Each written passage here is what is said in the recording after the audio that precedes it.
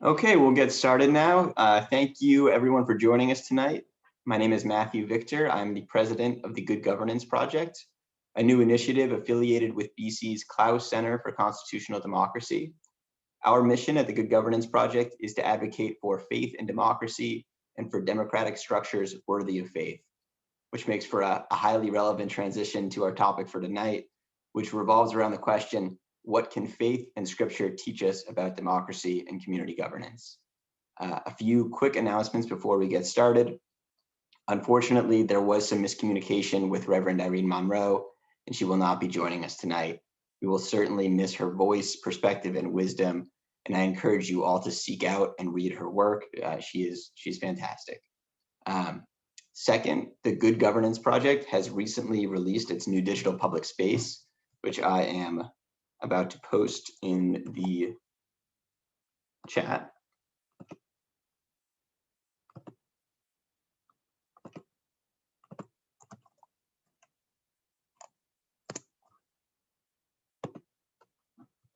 Some quick context on this. The Good Governance Project law students worked through the fall and winter meeting with professors, organizations, and legislators to identify priority legislation to pass that would improve democracy in Massachusetts. Our priorities are election day registration, no excuse absentee voting, and publicly financed campaigns. Generally, our priorities would give people greater flexibility for how and when to vote, as well as changing how our political campaigns are financed. You might be familiar with our first two priorities from controversies surrounding Georgia's recently enacted voting law. While there are important distinct differences between Massachusetts voting laws and Georgia voting laws, there are also similarities, which we call out in our priorities. Our website provides information on these priorities, but also allows stakeholders and community groups to easily share their voice. If you are a professor or a public official or a member of a student group, union, nonprofit, or for-profit organization, you can add you or your organization's voice to our democracy maps and share your perspective on our priorities. I also posted a link to a quick Google form that allows you to sign up for the Good Governance Project newsletter so you can hear about future events and progress on our platform. With that out of the way, I am happy to introduce our moderator for this evening's conversation. Ian Ramsey North is a fellow second-year law student at Boston College. Ian also holds a master's in theological studies from Harvard's Divinity School, as well as a bachelor's in political science from Haverford College. So now you might understand why we asked him to moderate this event. Ian is also one of the most thoughtful, kind, and perceptive students that I have come across at BC, and I'm very grateful that he agreed to moderate this event. So Ian, if I haven't embarrassed you too much, please take it away. Thank you, Matt. That was a lot to live up to. I'm overjoyed to be here with you all. I want to say I'm delighted to welcome both of our speakers here today. They are two individuals who've dedicated their lives to faith, service, and civic engagement. Rabbi Michael Pollack grew up in Rockville, Maryland. During his last year of rabbinical school, he founded the March on Harrisburg, a group dedicated to healing our wounded democracy and restoring public trust by passing anti-corruption and pro-democracy bills in Pennsylvania. March on Harrisburg lobbies, marches, and conducts nonviolent civil disobedience to move their bills and build an honest and productive relationship between citizens and their state. And their state is noteworthy for its high levels of corruption, so he has a lot of wisdom to bring here. Father Nathaniel Romano grew up in Southern California, and he considered vocation to the priesthood at an early age, but first went to college and got a law degree, served as a public defender, and then he was accepted as a novice in 2008 and has since worked in immigration and refugee service programs. He's continued to provide free legal services to low-income clients, and he's also continued to study and teach in a number of settings. So I'm very honored to have the chance to speak with you both. I hope this can unfold in a natural way. And if you have questions, please feel free to put them in the chat. If we can get them right into the conversation, we'll do so. Otherwise, we'll do a Q&A session towards the end.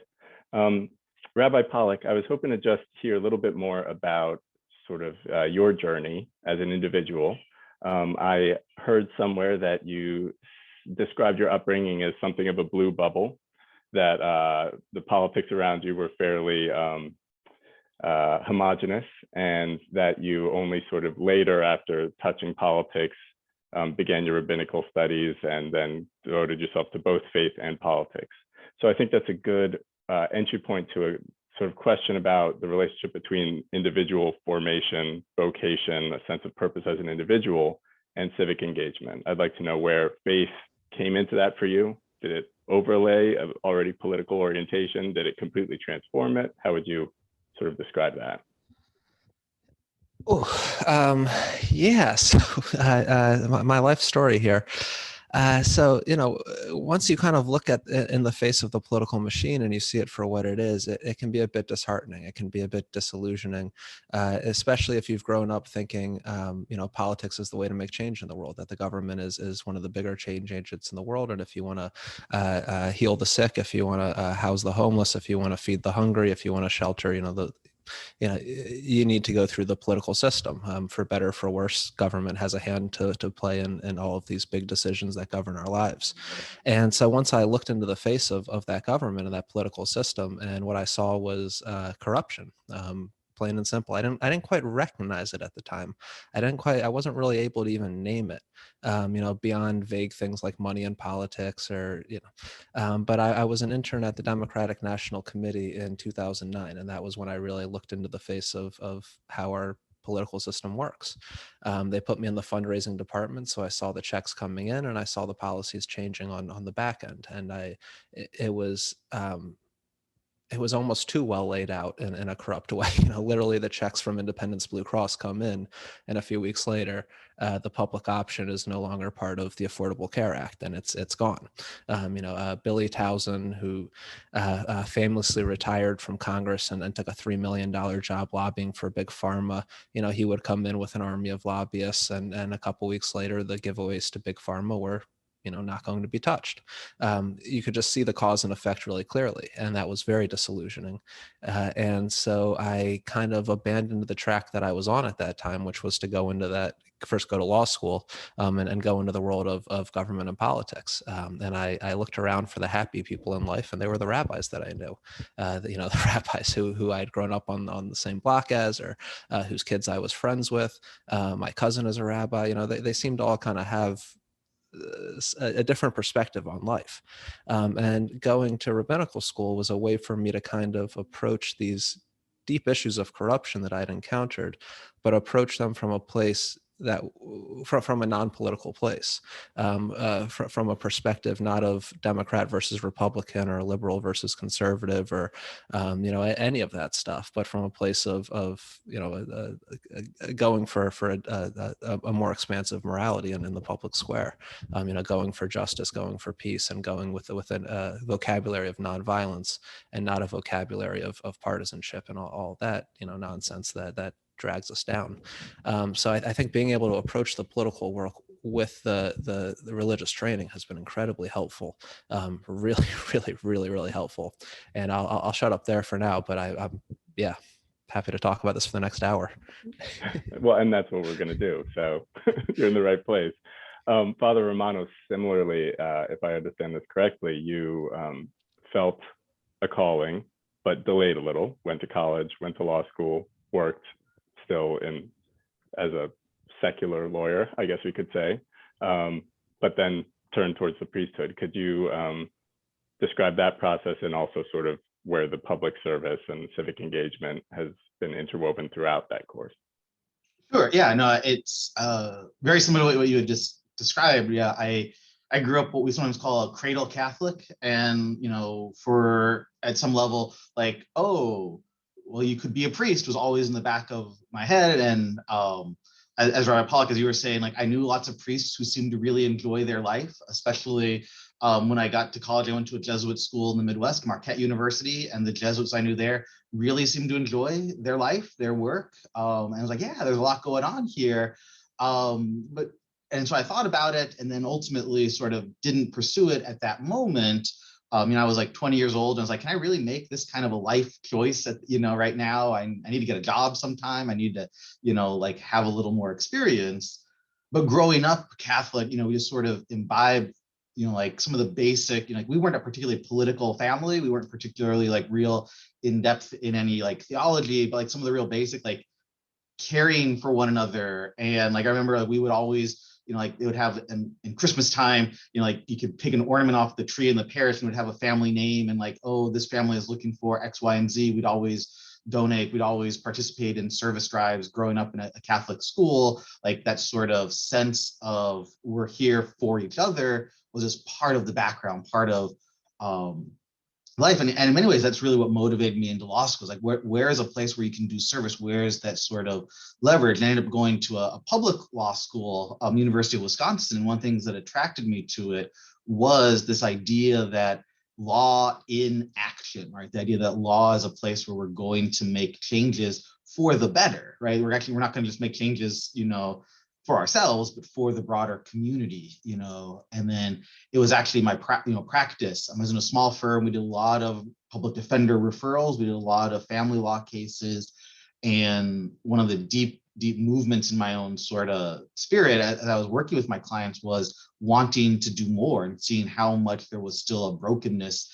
And even seeing, Rabbi Pollack, you talked about being in the Democratic National Committee and sort of seeing how things were happening, like going into a courtroom, and looking around, and like I grew up white, middle-class American, the prosecutor, very similar backgrounds, the judges, very similar backgrounds, the bailiffs in the clerks, all sorts of people. And then suddenly the one person of color might be the defendant, right? And that was the one person not really allowed to talk, like anytime that, my client would try to say something and they're like, I'm sorry, let your attorney speak. And it's like, why should I, like, I'm 24 years old. Why should I, this 24-year-old white boy from the suburbs be allowed to talk instead of this person whose actually life is on the line? So a lot of it then pulled me, as a Jesuit, we would talk about the magis, the more, that deep desire to go beyond.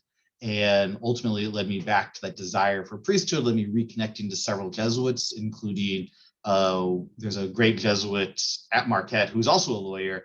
And he and I, talked through a lot of this stuff and ultimately entered religious life, motivated by this idea that we can use our gifts and our talents to make the world a better place, particularly on the Catholic perspective, this idea that, yeah, we come at this from a very explicitly religious community, but we also want to speak in a language that can bridge that divide, right? You don't have to be religious, let alone Catholic, to accept, not to accept, but to acknowledge and work with these same dynamics that about human dignity, about the value of human labor, about the value of human family and participation, and saying people are worth more than corporations, that everybody has a right to be at the table when we have these conversations, and that there is a special role for the poor, the marginalized, the oppressed, the excluded, and we are obligated to care for them and bring them in. Thank you. It's wonderful. I think a sort of thread running through what both of you said, and I'd like to direct this, I guess, first to Rabbi Pollack, is the idea of a sort of encounter with another, and the extent to which faith or religious resources can really inform that. The Jewish tradition in particular has devoted considerable time and wisdom to this question of the encounter. Could you talk a little bit about that as it's affected your approach to politics and civic engagement and democracy? Sure. And Father Romano, please cut me off if I go until 6:55 here on this question. This is a great topic. Yeah, I mean, the encounter is at the heart of what we do as March on Harrisburg, and it's very much an ancient concept. If you go back into the Bible and look at the word sacrifice, the Hebrew is korban, which literally means to encounter, to draw near to, even to hug somebody. In modern Hebrew, that word is used. And so when we're sacrificing, the idea is that we're trying to draw near to the divine. We're trying to have an encounter with the divine, have a face-to-face. And the goal of that face-to-face is to be seen and to be heard, and for the response to be one of love and one of responsibility. The priestly blessing that was said when we used to sacrifice at the temple many thousands of years ago is Yavarech Adonai v'yishmerecha, may the Lord protect you and bless you. Ya'er Adonai panav elecha v'yechunecha, may the face of the divine turn to you and be gracious to you. Yasar Adonai panav elecha v'yasem lecha shalom, may the face of the divine turn to you and may there be peace. Right, in this very short 3-sentence blessing, we have this metaphor twice in there of the face of the divine turning to us. And when we sacrifice, we get the face of the divine to turn toward us and hopefully to be gracious to us. This metaphor, if you think about the worst things that humanity has ever done, up there is the Holocaust, and this was the metaphor that Rabbi Abraham Joshua Heschel used to explain the Holocaust, was that God's face had turned away. It's a concept called hester panim, which means the hiding of the face, and when the face turns away, people suffer, and the worst of us is brought out and manifested in the world, and we do terrible things. So the goal is, in a metaphorical sense, to get the face of the divine to turn toward us. And if you think of like the story of the golden calf in Exodus, the people had messed up big time with idolatry. They were worshiping wealth instead of service. They were worshiping greed instead of love, which is kind of a description of most of our civilization right now, but we'll leave that for later. And what happened, Moses, God says, I'm out of here. I'm leaving. I'm turning away from you. You're on your own going forward. And Moses demands a face-to-face encounter. And Moses says, no, this isn't happening. You and I were in this together. This is your people, and we're with you. You can't turn your back on the people here.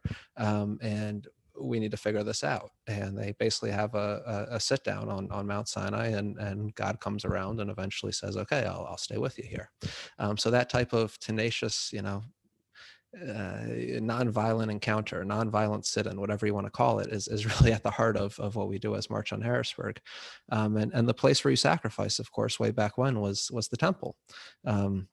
The temples in Jerusalem, for about 1,000 years, they stood there, and people would make a pilgrimage from all over to come to Jerusalem to sacrifice. And in March on Harrisburg, we literally march on Harrisburg. We make that pilgrimage to the capital city to go to the civic temple, the Temple of Democracy, which is built in exactly the same style as an ancient Mediterranean temple, as most of our capitals are. High dome in the middle, marble columns, elevated on high. You're walking upstairs to get into these places, very opulent, and it's the center of power. And so we go to the Capitol and we sacrifice. We force the encounter with the people in charge through our lobbying network and our how we lobby and are in the Capitol a lot. We know who the obstructions are, who the people that are blocking the bills are, and we go and we encounter them. And the encounter works. When you're seen, when you're heard, when your face is seen and heard, and you get that response of public service, bills move. Things move forward. You got a committee vote out of it. You got a co-sponsorship from the Speaker of the House and a commitment in the New York Times that'll call a vote in the next few months. Things just. It's hard to really explain how things do seem to work, but when you sacrifice, hopefully the idea is that the face of the divine turns to you. The encounter is core. It is at the core of it. Emmanuel Levinas said, when you see the face of the other, you are ordered and ordained to service. And it's that response of service that we go for when we force the encounter. And we make them feel responsible. Just one quick story here I'll close out on. We were lobbying a state rep who is from a pretty conservative district. And by the way, we organize across all barriers and boundaries, and conservative, liberal, we're everywhere across the state of Pennsylvania, because you have to be if you want to win statewide. And so she was explaining first off, she spent the first 10 minutes of the meeting trying not to scream at us because we had just protested one of her friends who is a white supremacist and who was the committee chairman at the time, who had blocked all democracy bills for a decade. And he's no longer the committee chairman, by the way, which is a good thing. But she was furious at us and restraining herself from screaming at us. And she finally calmed down and said, I don't know why you're even here talking with me right now. I don't take gifts. I don't go on the vacations. I don't take the cars. I don't take gifts. I'm according to my Judeo-Christian values, I'm only responsible for my own behavior, and I don't take gifts. We said, actually, Rabbi Abraham Joshua Heschel summarized the entire Hebrew Bible with the phrase, "Some are guilty, all are responsible." So thank you for not being guilty, but you're definitely responsible. You're definitely responsible for what your colleagues are doing, because they are taking these gifts. They are being corrupted, and they're causing suffering in Pennsylvania, and people are hurting because of this. And so you are co-responsible for this. And her tone completely changed. She got it. It sunk in right away. And she went and talked to her colleague on our behalf. He yelled at her pretty badly, but that's what happens. But we were able to force the encounter. We were able to get a good response of responsibility, of service. And then she tried to then force the encounter and was met with yelling. So, it doesn't always work. Father Romano, I saw a lot of nodding. Did that resonate in a particular way? Absolutely, absolutely, and thank you, Rabbi Pollack, for sharing it and those experiences. And I was listening to it, and really that question of encounter and the image of the face to face and the knowing each other face to face is such an essential element, I think, of the Catholic experience of God, and the Catholic experience of community, and the Catholic experience of sort of what we are trying to do. Right, you mentioned you started with for the liturgical and the sacrifice, and it took me back to Mass. Right, one of our standard prayers, we pray for the dead, and we ask that God admit them to rejoice in the light of His face. Right, this beautiful sense, right, that we talk about a face lighting up when it sees someone, right, and the idea that God's face lights up when it sees us. And so I think there's something powerful about that in this encounter, right? In the Christian Gospels, Christ is always encountering. Like, it's very rare for Christ to sort of be encountering people in the abstract. They are real people. We're in the Catholic Church, we're in cycle B, which has us reading the Gospel of Mark, and the Gospel of Mark is full of these moments where Christ spits on the ground and makes mud and rubs in someone's eyes to heal them of their blindness. Right, there's a great image, like he wets his finger on his tongue, sticks in someone's ear, and then grunts, and their ears are open, they can hear again. Right, these very visceral encounters of Christ.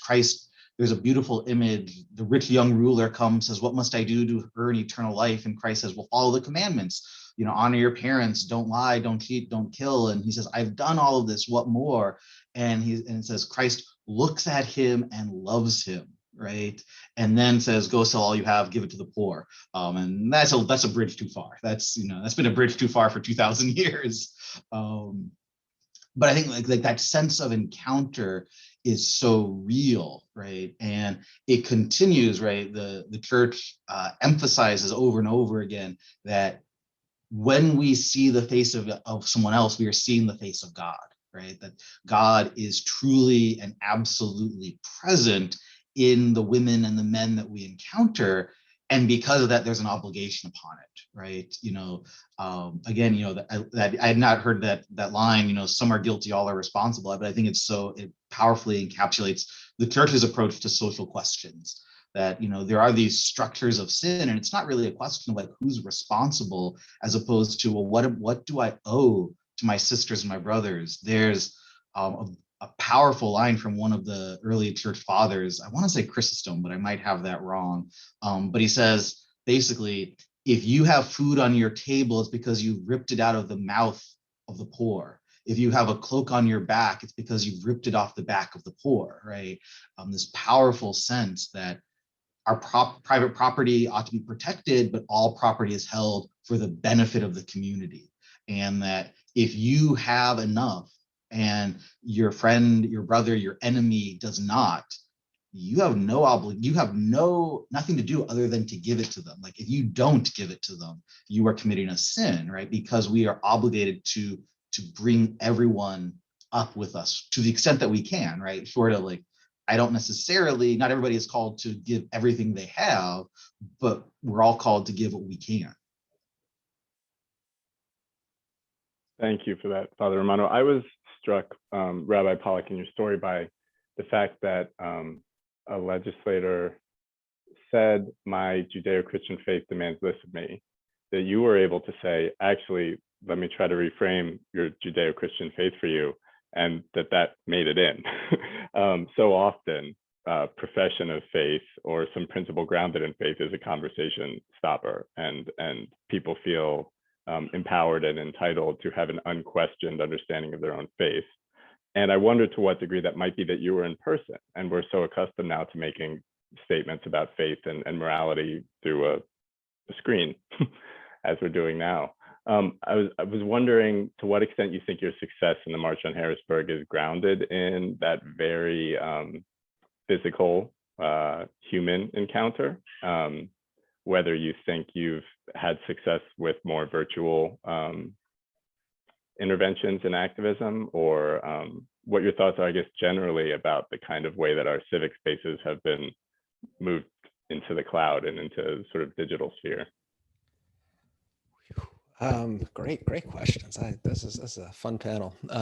First off, I love the stories about the person. I'm sorry, about Jesus interacting with people and being, where people actually are, meeting people where they are, not being in the ivory tower, not hanging out all the time in the temple, but actually being with people, and that spirit of encounter, spirit of relationship, spirit of community is essential, especially for organizing purposes. That's it. I mean, that's the whole thing right there. So not being able to be in person has been tough. It's definitely slowed down our organizing a bit. It makes it harder to go door to door. It makes it harder to have community meetings. It does make it harder to lobby as well, because when you're in person with legislators, it's a very different experience than when you're over Zoom.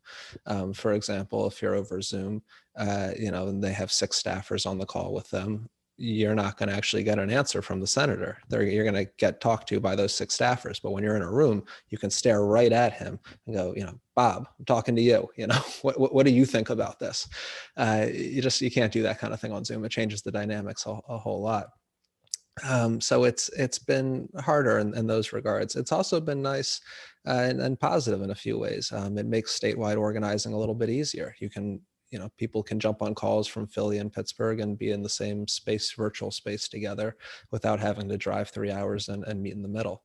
So it definitely does make things nice. I mean, I can be, I don't know where you all are right now, right? But this is a Boston College event, so I assume we're all 6-8 hours away from each other. It's incredible. I think as Neil deGrasse Tyson was explaining that we almost always identify ourselves based off of space and based off of time. And, if you're going to make plans with somebody, you would say, let's meet at the restaurant tomorrow. Right. Okay, but what time? Or you could say, let's meet for breakfast tomorrow at 9 a.m. And they'd say, okay, where? Right. So you have to have that when and that where to kind of figure out where and when you are in space and in time. And those two things are always together, except for in this Zoom era, where all of a sudden time and space have kind of been decoupled a little bit. They've been unlinked a good bit, which is fascinating. So, you can zoom into a thing happening in Australia and watch it on a 12-hour delay while you're making your breakfast. It's a little wild when you think about it. I mean, and I don't think we're ever going back on this front. So I think on-demand learning is really here to stay, which is pretty exciting stuff. And I forget the rest of your question, but I remember it being big. What was the rest of it? Sorry. Well, the lead into the question about the distance that lies between us now is just the fact that you were able to get somebody to profoundly rethink their responsibility as I don't know if they're Christian or Jewish, but somebody who professes Judeo-Christian belief. That's pretty striking to me. That doesn't seem to happen that often. Oh, that's sad to hear. I love having those conversations. So, I mean, one of the best things about being a rabbi in Harrisburg is that, I don't match the mold of most of the people there who are part of one of the two parties, or they're there for a for-profit reason on behalf of a corporation or some other special interest, or they're the media, or they just happen to work there, and that's kind of basically everybody. So to be able to go in without that vocabulary is really nice, and to be able to connect with people on a level of values and not on a level of who's going to win the next election or who's running in what district, because we just don't care about that stuff. We're very non-electoral. And so these conversations, they can get pretty deep pretty quickly, especially when you're talking with legislators about their own experiences, which is a lot of the conversations we have are about the toxic workplace that is the state legislature. And, it's what they know. So we talk about, the gifts, the campaign contributions, the bribes, the people redrawing district lines, gerrymandering each other out of districts. And so they get pretty open and vulnerable pretty quickly a lot of the time. And they're telling stories about, I came to Harrisburg 20 years ago because I wanted to get this, and this done. And I haven't been able to get anything done because 15 years ago, I pissed off a big donor who stopped giving money to the party, and the party told me, well, you're done for. And I don't even know why I come into work anymore, and this place is awful. And it's probably the most depressing workplace I've ever encountered. And so people do tend to get deep pretty quickly. And they're very productive and vulnerable conversations. Father Romano, I was thinking you probably have some experience with people confiding in you, confessing, getting deep very quickly. But also, I was struck by Rabbi Pollack's discussion of how much further you can get with a shared morality, or rather just when morality is on the table, when you can get to the deep issues. But within the Catholic Church itself, there's a tremendously deep body of shared tradition and faith and scriptural basis, and yet Catholicism is such a diverse and dynamic and ideologically contested faith tradition. So I was wondering, I mean, that to me is, I wouldn't say a microcosm because it's so massive, but it reflects some of the challenge of, even when there's a perceived sense of shared belief system, you can get radically different outcomes. I'm referring, of course, to some very, very conservative Catholic voters and some very progressive Catholic voters coexisting in this country, and wondering what to do with this ostensibly shared set of beliefs that are emerging from their faith. I was hoping you could sort of talk about that.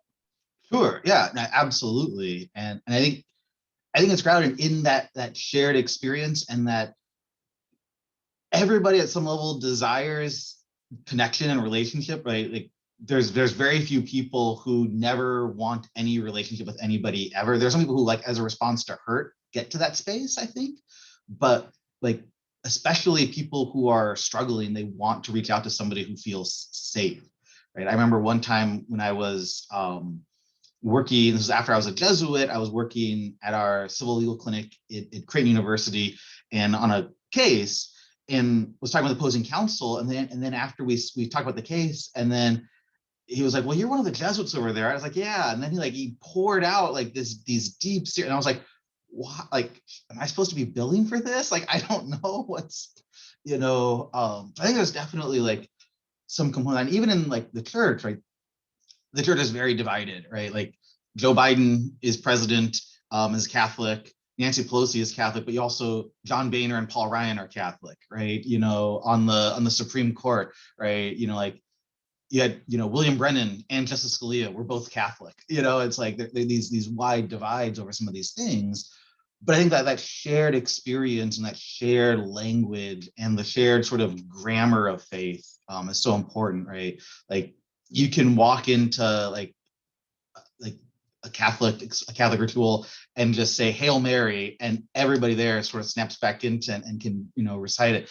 I was with some students just a few weeks ago for a retreat, and a number of students had grown up Catholic but probably hadn't been to church in several years, and they were just talking about, like, as soon as Mass started, they just fell into the rhythm, and just like, I couldn't tell you what that prayer was, but as soon as we started praying, I prayed it and I knew all the words. So I think that there's a level of that.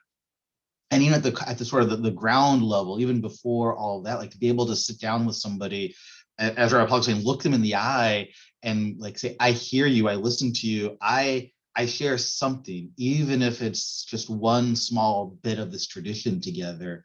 And I am not trying to pull a fast one on you, right? I think that's a big thing too, is like, when we're looking at politics and the political structures as winner take all, we're looking at political structures as who's up and who's down, that can lead us to this place of hesitation and suspicion. Like when you walk in and you're not from one party or the other, you're not from one ideological bent or the other, but you're from, here is a faith tradition, here is an experience of what is important and principled, and we can talk about that, trusting that at some point will lead us to the correct decisions, right? And I think of in the Jesuit tradition, we talk about the exercises of St. Ignatius, who founded the Jesuits, and the exercises are really built around decision making, but the decision can't be made. You can't even get to asking about it until you start from, can I experience myself as someone God wants to be in relationship with? And it's my accepting the experience of being cared for and loved that lets me have the freedom to respond in kind. I think the same thing in our personal relationships and even political personal relationships. If I sit down with somebody of a different political party or a different political position, and they are trusting that I care about them as a person, and I trust that they care about me as a person, we can act even if we don't necessarily agree on the principles, even if we don't necessarily agree on what the best course of action is, because we trust each other as people. And I think that, and again, it gets back to what we were talking about a few minutes ago, the encountering with the face, right? Seeing the face of each other, that experience of, we are not just simple political tools, but we are real people with needs and desires and who we can enter into relationship with. Beautiful idea. And I find the cynic in me wondering how much this is available to you two as Father Romano and Rabbi Pollack, and how can citizens who don't necessarily don't have that investiture of moral and religious authority, how can they get there? How can these kinds of relationships become a little more commonplace? Because both of you described basically people sort of seeing you and seeking connection, in part because of how they perceive you as religious figures. So in your work with other people who maybe don't sort of put people at ease in that way, what are sort of techniques that activists, citizens, just people trying to be in encounter can sort of deploy to get there? Because we're pretty far from encounter in this deep sense right now in our democracy, it seems. Correct me if I'm wrong. Oh, it's pretty spot on there. Yeah. First of all, be involved. I mean, that's the number one thing is throw yourself into the lion's den. Be involved, be there. That's probably not the best metaphor to use, but be on the streets, be involved in people's suffering. Where there are people suffering, be involved, care, be responsible, take responsibility. The worst thing is indifference. Just as God's face turning away from us is catastrophe, our face is turning away from each other is catastrophe. Our face is turning toward each other is where the magic happens. This is to cite a Catholic hero of mine, Dorothy Day, I think is the prime example of this for us, of being able to be so heavily involved in both the immediate day-to-day suffering and the immediate day-to-day problems of her community, and also to have that big picture approach, to be able to take on not just the suffering produced by the system, but to take on the system itself, to not just go after the results, but to go after the cause as well. And what an example. I mean, we should only be so lucky. And then to whatever tradition you're in, or if you don't have a tradition, find a tradition, pick one, and dive in. And religious traditions are the lived experience of people over long periods of time, people trying to figure out life, trying to figure out how to live a good life, how to live a meaningful life, how to get along with your neighbor, how to not kill your neighbor, how to not fall in love with gold and wealth, and how to live the good life, how to live a good life. And in religious traditions, you'll find curriculum is a bit probably not the right word, but spiritual disciplines, ways of through meditation, through prayer, through study, through acts of love and kindness, through whatever it may be. There are systemic approaches out there that people can jump into. In Judaism, highly recommend Musar. Musar is a spiritual discipline that's about 2,000 or so years old, and it's kind of having a comeback in the modern era, which is really nice to see. And it's you can kind of summarize it all with Rabbi Yisrael Salanter, who was a 19th century Eastern European rabbi. He said, "My neighbor's material needs are my spiritual needs," meaning it is your spiritual obligation to care for everyone, basically, starting with the people closest to you and emanating outward from there. So there are plenty of spiritual disciplines out there, and I really do recommend jumping into one.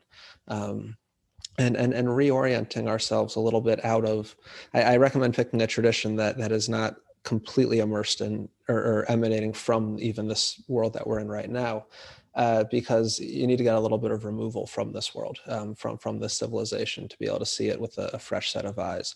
So studying ancient wisdom, studying, not the best-selling self-help books, but the things that have stood the test of time, the things that people have followed out in the deserts of, of the world for millennia, is definitely what I would recommend. Yeah. And I think I would, I'd echo that. Like it's very similar to everything that I would say. Like being grounded in tradition. One of the great gifts that religious traditions bring is people have been thinking about these same questions, maybe not the super specifics, like they weren't concerned about, the US Capitol or Harrisburg in, medieval Europe, because but like the concepts of corruption, the concepts of polarized societies, the concepts of division and inequality, like religious people have been thinking about these questions for a very long time. And it's not necessarily that religious people are any smarter than non-religious people, or that the ancients were smarter than we are today, but it's that the tradition has a lot of resources and things have continued. The reason we go back to some of these people, again, it's not because they're smarter or more brilliant, but because what they've said has held on, we've held on to it. And there was something that spoke to people across time and space. And so I think that to go back to some of those traditions, right? And like, I tend to think of like starting from that place, again, as Rabbi Pollack, as you were saying, like that engagement and that immediate encounter, like, like out of the Catholic tradition, I often tell people, like, I've done a lot of work with people, especially students, like, what am I going to do with my life? And they've got these great romantic ideals, which is fantastic. And I figure I'm not, if I don't crush those, I'm doing okay. But a lot of people, they get frustrated very quickly because they don't see themselves making a major difference. Like they're not, and it's like, well, I tell people, like, look, you're not the savior. God already sent a savior, right? At least from the Christian tradition, right? Jesus is doing that job and is doing fine. Like, what can you do, right? And sometimes it's what we can do is we can go to a soup kitchen once a week and spend a couple hours doing that, right? Sometimes what we can do is just writing a check. Like I tell you, like, look, fundraising is a spiritual discipline, right? And donating is a spiritual discipline. To be able to say, I am uniting myself to this good work that is being done. And I am not just saying that because, it's that time of year where the alumni letters go out, right? This is the important stuff. Like, what can I do? Even if it's, I'm going to sit down with my friend who voted the other way and have a conversation. Even if I'll tell people sometimes, say a prayer for that person who voted the other way. Like, you don't have to spend any time with them, but think about them. Prayer is where you were coming from. But I think it has to start absolutely with that willingness to be engaged in relationship, even if it's a superficial relationship, right? I had a mentor of mine once said, you can't hate somebody who you know. And I think like that's not necessarily true, but like at some level, right? If the other side is simply the other side, right? You're never going to develop that relationship. You're never going to move past the place of fear and anxiousness and vitriol. But if they're real people, if they're sitting at the table with you and you have to look them in the eye and they're looking you in the eye, then you can see the humanity there, right? And it's a struggle. I think like that's the big thing. What you're getting at is like we've had at this point decades, if not longer, of structural decisions and structural forces that want us to be sort of reduced to some pure identity that is unable to be in a relationship. And there's all sorts of really fantastic research out there, but at the core, I think this is where, again, going back to the religious traditions and what the religious and faith traditions can offer to the political community is that remembrance that we are not just defined by our politics or our social class or anything like that, but that we are real people called into relationship with one another.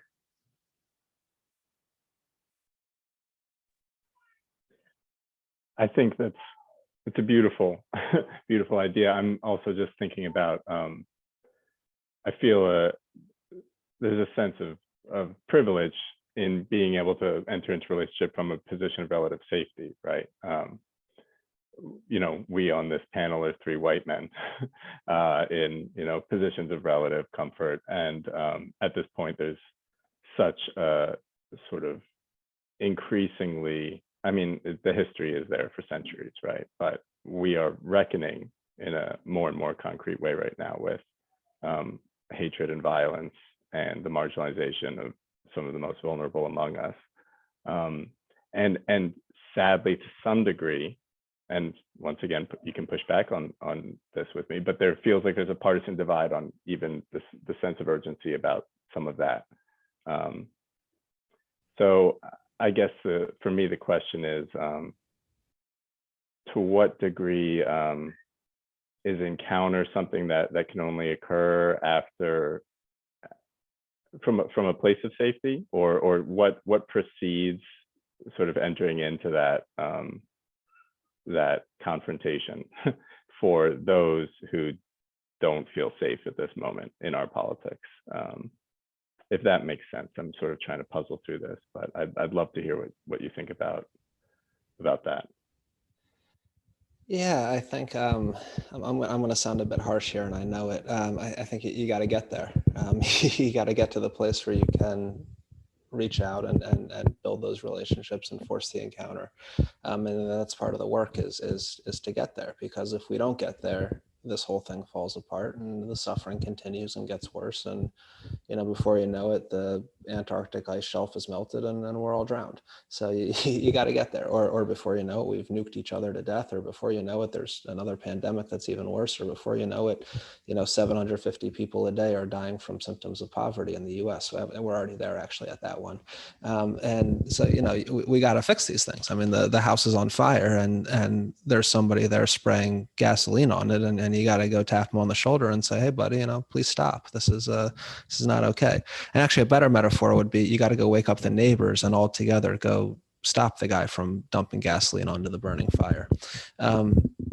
We have this concept in our culture, a bit of like, of not talking across boundaries, of kind of reverting into our tribes, reverting into our echo chambers. And that's just not how you make peace. It's the exact opposite of how you make peace. You don't make peace with your friends, you make peace with your enemies. And if you're not willing to talk to your enemy, then you're not going to make peace. And that's incredibly hard to do. It's possibly one of the hardest things to do. And I don't want to sound like I don't have compassion for people who aren't doing it or are unable to do it, because there's all sorts of reasons why you need to take some time off in life and get yourself to the place where you can do it. But that is the challenge, is to get people, to organize people, to develop leaders who are capable, who are competent, who are connected, who are clear on the mission, to make peace. So yeah, I remember I learned some nonviolence from a Palestinian nonviolent organizer in the West Bank who lives a little bit south of Jerusalem. And, he told a story of one of his kind of more left friends from Tel Aviv coming and telling him about his cousins who are settlers and who are causing trouble in the West Bank. And he was very proud. I don't even talk to these people, they're my cousins, and even I don't talk to them. And Ali, the Palestinian said to them, well, if you won't talk to them, then who will? somebody's got to go talk to these people. I mean, they're causing problems. They're acting from a place of trauma. They're acting from a place of hate. Somebody's got to love these people. And so that's the task, and it's extremely, extremely, extremely difficult to do. But I do want to also speak to the idea that we're not as divided as we're made out to be.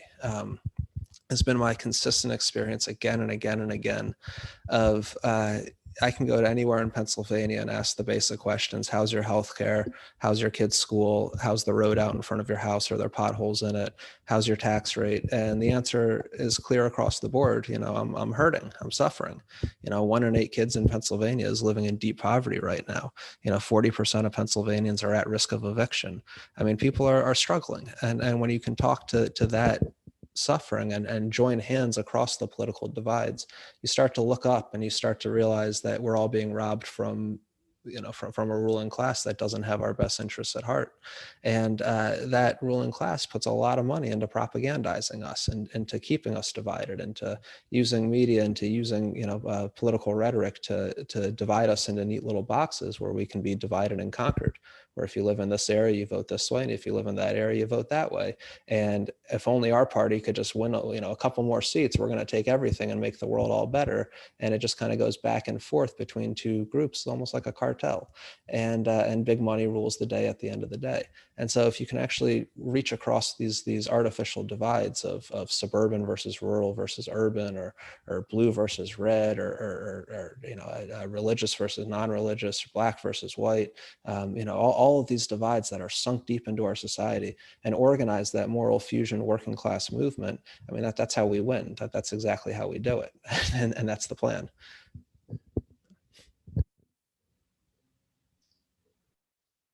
Yeah, Ian, I think I think I struggle with that question too, like especially like for individuals who aren't in a safe space, particularly I think of like people of color, of women, of the LGBTQ population, like who aren't necessarily in the safe space, the same privileges that I necessarily have to various degrees. I certainly don't want to say, here's what you have to do. Like, it's not my place to comment on that or to sort of instruct on that.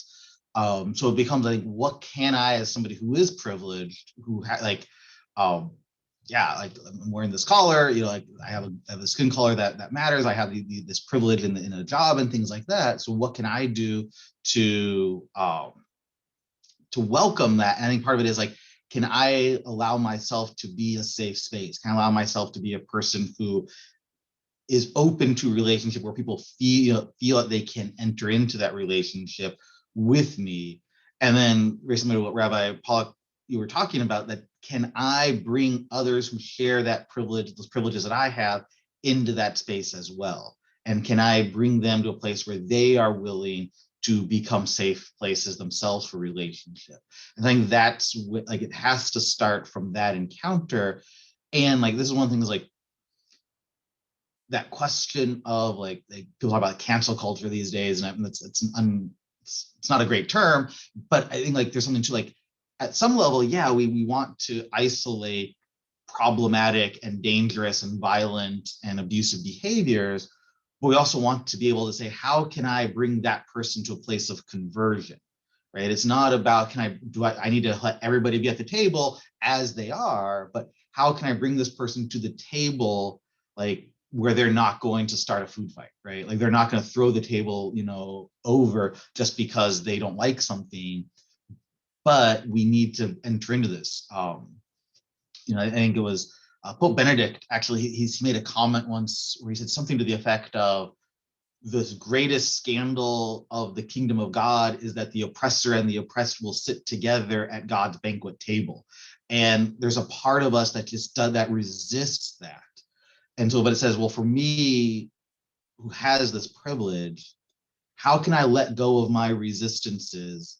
And how can I accept the resistances people have to me being at the table, so that I can create a space for us to build, again, that relationship and enter into these things, so we can recognize, yeah, we are not as separate as people want to think about, but also recognizing those separations, they're coming from places of real anger and fear and hurt in a lot of ways. And to say, how can I let go of my own places of trauma so that my privilege isn't being used, isn't being weaponized. That's sort of, I think it's a little confused or not as clear maybe because I'm still trying to think through some of this myself. But I think it's a huge part of me using my privilege to create safe spaces rather than protecting myself. Those are great distinctions. And we only have a few minutes left, but I want to, Matt mentioned at the beginning scripture, which we haven't touched yet. So let's squeeze scripture into just a few minutes. No, but in particular, Rabbi Pollack, because of what you've been saying today, I find it interesting that I saw in another interview, you mentioned that one of your favorite, maybe not favorite, but an oft quoted passage from the Hebrew Bible is from Isaiah. It's, your leaders are rebels, companions of thieves. All of them take bribes and won't defend the widows and orphans. And I have always loved a passage on corruption from the New Testament, from Ephesians, which is, for we wrestle not against flesh and blood, but against principalities, against powers, against the rulers of the darkness of the world, against spiritual wickedness in high places. Now, I don't want to try to replace Isaiah with Ephesians. I'm not evangelizing here, but I wonder what the Isaiah passage means to you, because it sounds almost like you do also believe this is not about individuals. This is about spiritual wickedness in high places. This is about the darkness of spirit. And so I wonder how you, both as an activist, but also as a person of faith, view the distinction between the people we need to identify as instruments of corruption versus the true enemy, whatever that may be. Yeah, also, some of my and favorite feel free parts to go of for another hour. I mean, some of my favorite parts of the Christian Bible are the parts that sound exactly like Isaiah. It's great. I mean, so Harrisburg is, I talk about Harrisburg specifically because that's where I am and where I operate. It's often referred to in part of my language as a shithole of corruption, that it will suck people in and destroy their lives and change their sense of self and change the way they relate to the world. And people, when you're in it, you wake up every morning and you look in the mirror and you tell yourself a story to make it all okay. That gets you through the day. I have to compromise on this so that I can do that. If I don't go to this dinner for the committee chair, he's not going to run my bill about, mental health issues. There's compromise along the way. And before you know it, you don't really even know who you are. And you've kind of hardened your heart, or your heart has been hardened, and you're not hearing and seeing the widow and the orphan because you're at dinner with the lobbyist and the donor. And that produces suffering, as in a systemic way. So we do approach legislators as people who are trapped in a system that causes them to create suffering, and that they have to then claim their responsibility to dismantle that system. And that involves taking risks, and that involves challenging leadership. And we don't go into offices and say, you got to go tell the Speaker of the House he's got to do this, this, and this, blah, blah, blah, or else we're going to protest you. We don't put them on the spot or hang them out to dry like that. We try to really encourage them to join with each other and fight battles that you can win. There is a phrase in politics, if you're going to shoot the king, you got to kill the king, which is not a great phrase, but the idea is that if you're going to challenge the power, you got to have a plan to win. And if you don't win, the retaliation is pretty swift. So there's a lot of reasons why people get trapped in these systems. And there's a lot of reasons why they don't fight to break them. And we try to kind of shift the power dynamics and build up the people power to shift the power balance so that people can dismantle the systems that they're a part of. And you have to distinguish between the system and the person, or else you're just going to go in hating everybody. They're not going to understand why, and nothing's going to happen. I'll close with just, I'm sorry, go. Yeah. No, please. I mean, just a quick story here about